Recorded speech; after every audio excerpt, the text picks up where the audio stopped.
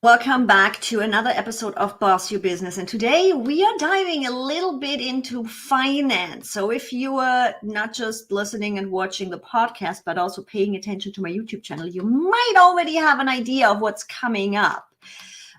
Today I have as a guest Craig Dacy. Craig Dacy. Tongue twister, people. I swear, sometimes the English language just does not like my tongue. You're a business owner, online personality, and content creator located in Austin, Texas, which is still on my travel list. And your company helps business owners and individuals take the stress out of their money so they can spend more time doing what they love. You're speaking my language. You're speaking my language. Good. Because let's be honest, I'm still working on some money blogs where it's like just old stories from my family, but we'll see if we're going to go down this road today, people. What Craig is really working with is literally your finances. And if you watched my YouTube channel, you might have heard about Profit First before. If not, after this episode, link is in the description so that you can dive even deeper into this. Before we dive into, for anybody that doesn't know what Profit First is and dive deeper into what that is, why it matters. Craig, how did you get here? How did you find your way, first of all, into financial literacy, discovering Profit First, and having the passion for this? Oh yeah, absolutely. I mean, what's funny is my background is in education. I was an elementary school teacher for 7 years, and I thought I was going to do that forever. But something about teaching, as you know, they don't get paid super well. That's one thing. We could do a whole show on that one. I'm like, you are educating our kids and you're getting paid squidoodle. Yeah. Right. 100%. So like most teachers, I was working side jobs, side hustles to make some money.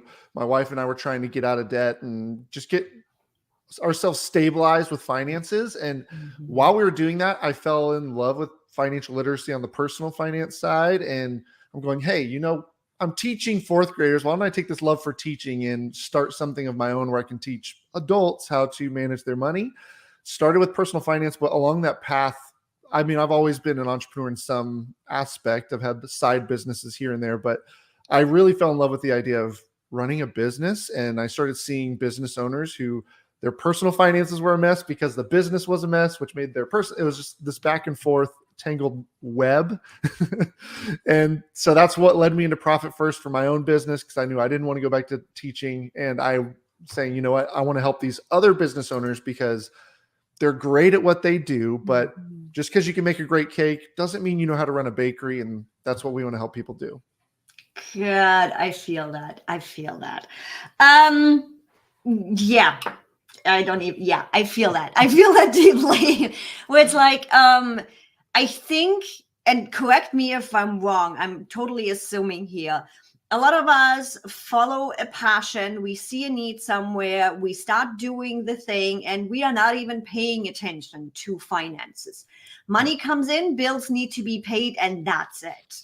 Yes, correct. Yeah, we call that just being reactive, and that's just our natural place is reacting. When money's good, we spend. When money's tight, we hunker down and we stress and we get anxiety. And so we're just about being proactive with money.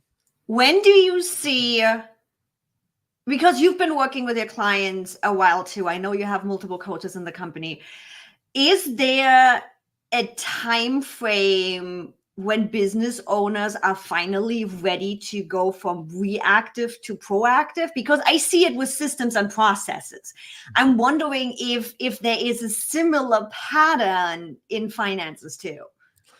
Yeah, it's so usually, I mean, they've been in business for a couple of years and they're at that point of just growth where their plate is super full, or maybe they're trying to hire somebody and they're realizing I'm not paying myself hardly anything. They're working long hours, they're burnt out, and they just hit this wall of, well, now I'm going to go hire someone that's just going to raise my expenses. When am I actually going to get money out of this business? Yeah, pretty much the same time frame with processes in system, when it's like, okay, it's time to stop being reactive. We tested a whole bunch of stuff out. We know what works and what doesn't work. Time to outsource. And I have to admit, I'm like, between my books and finances, as well as video editing, those were the two first I outsourced. I'm like, Yes. We're not going into the whole tax thing and everything much today, but it's like, that was the first thing where I'm like, somebody I trust, you go deal with it. I know enough. I learned bookkeeping in school. I know enough to check what's happening, but it's like, no, I'm not dealing with that. Right. So how does business and life look like nowadays? What do you do? How do you work with clients? How does your personal life look like too? Yeah. So, I mean, we work with clients in the sense of we are very much in getting to know their business, what their goals are, what their frustrations are, maybe where the bottlenecks are, understanding why they started a business in the first place. We are firm believers that the business should support the business owner. No one starts a business to work long hours and make no money. You don't quit your 9 to 5 to do that. You quit because you're going, I want freedom of time and control over my income. So we guide them through Profit First, a system that helps them easily manage their finances. They don't need an accounting degree to understand how to run the business finances, so that they can afford to hire out and outsource the jobs and the tasks that they don't want to do. And so they can afford to take those family vacations or pay off their debt or whatever their financial goals are. We like to guide them hand in hand in doing that. So that's how we serve our clientele. We also serve people in their personal finances, so non-business owners as well. But our bread and butter is business owners. I'm like, I want Profit First literally on my personal accounts as well as my business accounts. Now, for everybody that's new potentially to my channel, to the show, do me a favor and explain to them, what the hell is Profit First? Yeah, absolutely. It is a simple cash management system. So really it's taking what we do, which is our behavior, and applying that to our finances. So most people they might have a QuickBooks or some kind of bookkeeping software where they can go pull P&Ls and cash flow statements and all these accounting documents. But truthfully, nobody's really doing that. What we're doing is we're looking at our phone to look at our bank accounts to see how we're doing financially. I ask people all the time, like, when's the last time you looked at those documents? And they're like, well, maybe 6 months ago. When's the last time you looked at your bank accounts? Like, oh, every day. I looked at it this morning. Yeah, exactly. Yep. So we want to leverage that behavior. And so Profit First is literally taking bank accounts, and we break it into at least 5 accounts that have names and have a specific job to do. So when money comes in, there's an income account that we call the serving tray. That's where all the money goes and sits. And then you move some of it, a certain percentage into profit, a certain percentage into owner's pay, that's your salary, a certain percentage into taxes, and then a certain percentage into operating expenses. And that's the simple setup. I think I have by now like 5 or 6 different accounts, because it makes it so easy. It does. And I'm like, guys, if you have a little bit of trouble right now with a visual on that, what I always say is, like, just think of your grandma. Grandma got her paycheck in the past. She went to go cash it out, and then she put $20 into the grocery envelope, $100 into the rent envelope. And that's pretty much the same thing. And what makes it really nice for me is exactly what you said. I'm like, I look at my bank account every single day to make sure everything is working how I want it to work, especially when you are still in that scaling phase where you don't have 3 months of money ready in your bank account to pay your bills. You want to double check. You want to make sure there is not a charge coming out that you totally forgot about, right? And being able to just go look at my expense account, again, I'm running it personal or private, so it's completely interchangeable, and be able to say, yeah, it might be Amazon Prime Day, but I do not have anything in my expense account to actually buy that widescreen monitor. I can make that decision literally within 5 seconds, because the money is distributed and it's either way there or it's not there. Correct. And if you only had one account, like most business owners do, they have that one checking account, you might look on Amazon Prime Day and see, oh, I have enough money to order it. And then next week, when you try and cut yourself a paycheck, there's not enough money to pay you. And that's why you're sacrificing your paycheck. Or when taxes come up, you don't have enough to pay your tax bill, because it's all lumped together. And so being able to look just at operating expenses and see, it's going to naturally, just that example right there, it naturally reins in some of your spending, because you feel like you have less to spend, because you do. It's Mhm. all the other dollars are allocated to other very important things. And so, yep, it's all right there for you to see. Now, there might be a question coming up with the audience. Now, again, I'm already working with Profit First. My own bookkeeper is Profit First. I know you are a full-on Profit First professional. So I probably know the answer. If not, maybe we have two different answers. A lot of the audience that might not have implemented Profit First or is with a bank like Wells Fargo, let's be honest, I left them years ago for various reasons. Having a multitude of bank accounts, in my case, I don't even know. I think I have, like, between my personal and my business ones, like 10 or 14 different bank accounts. And we are in the States where you often have to actually pay to have a damn bank account. I know. Do you have a recommendations for that issue? I'm like, okay, cool. We are doing Profit First. I'll start figuring this out. But where do I actually take my money? Do you have a recommendation for that?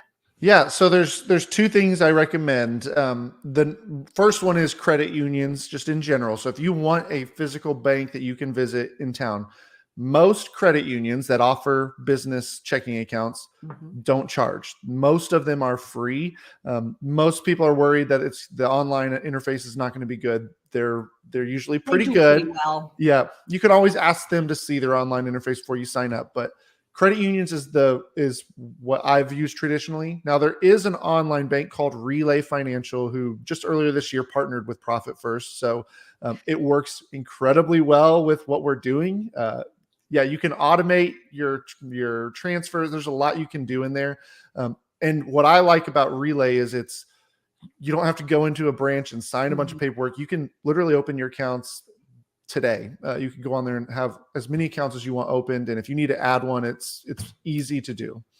We did the switch, and believe me, I think 5 times before switching a bank. I was before with NBKC in Kansas. Again, it's like I haven't been in a banking branch and I don't know how long. So to me, it's like I don't need a personal teller. I need to be able to get a hold of you guys, and I need to be able to run my banking fairly simply. Considering, guys, sorry, but banking in Germany is so much easier than in the States.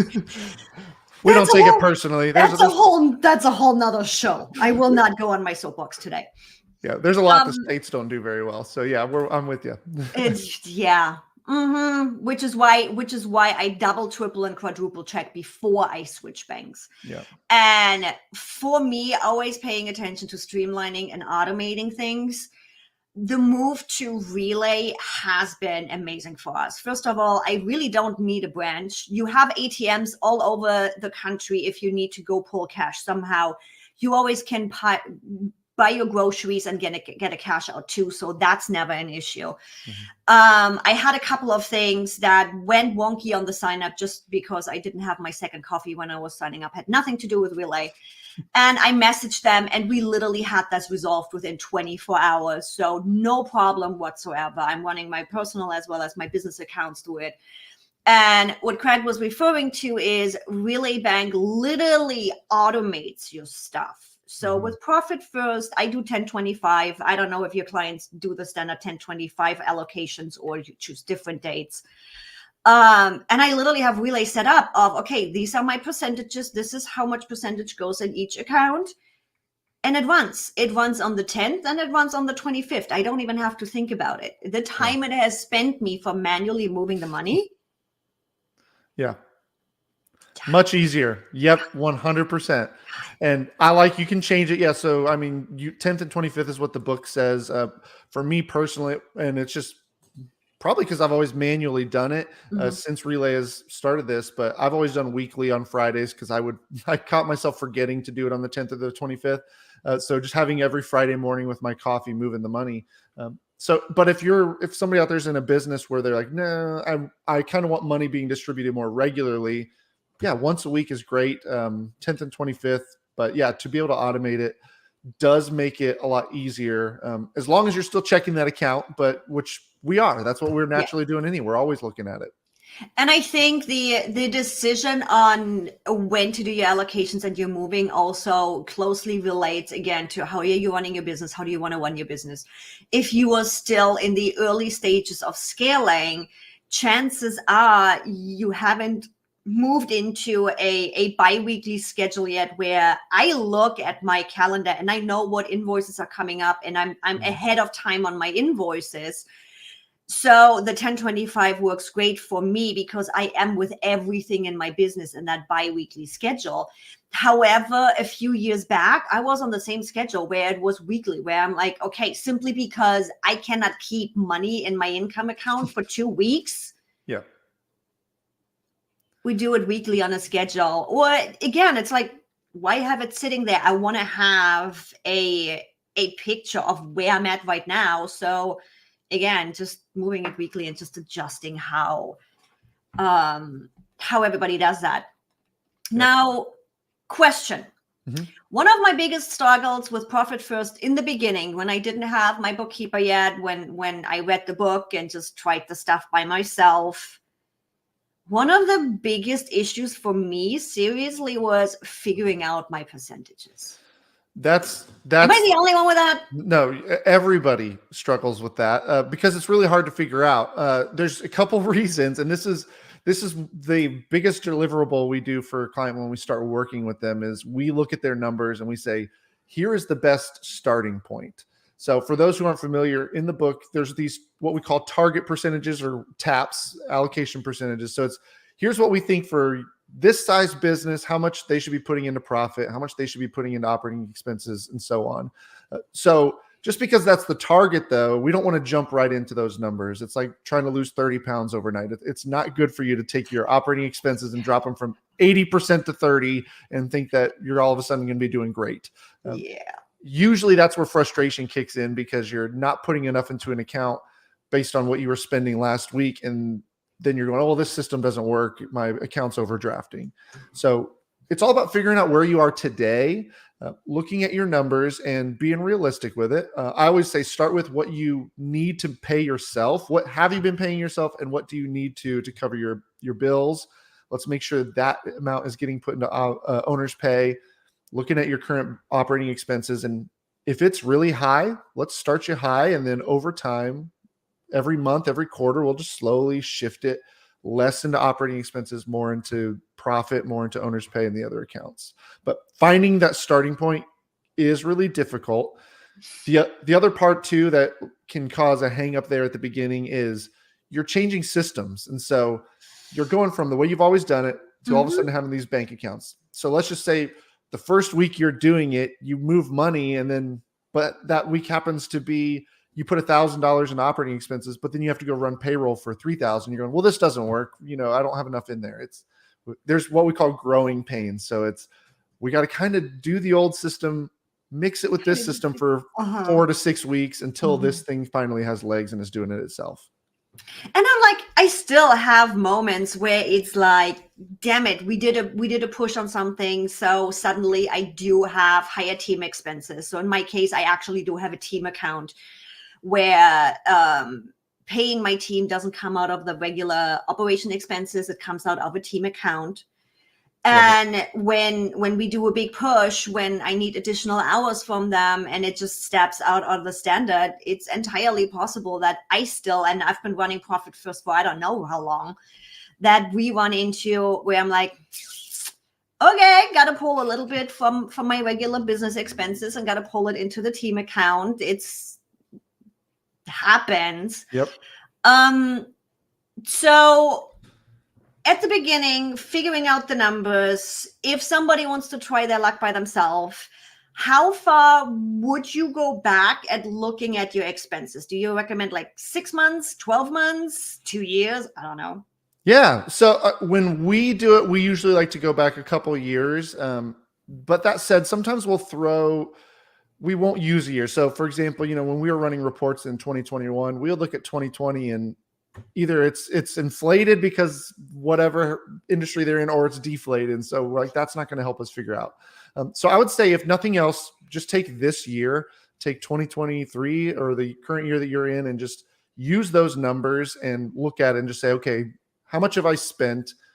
Divide that by how much you brought in, and that's going to give you your percentage for your operating expenses. And then how much did I pay myself divided by how much did I bring in? There's your owner's pay percentage, and start there. Once they're running profit first and they're in, how often would you recommend to look at your percentages and potentially adjust? So the first few months, I say just leave it where it is to make sure that your starting point is good, unless you need to adjust it because it's just not accurate. Maybe you're realizing, oh, not enough is going into owner's pay, but too much is going into operating spend. You can adjust it then. Once you kind of have legs, you're used to, you got the behavior in, you're moving the money.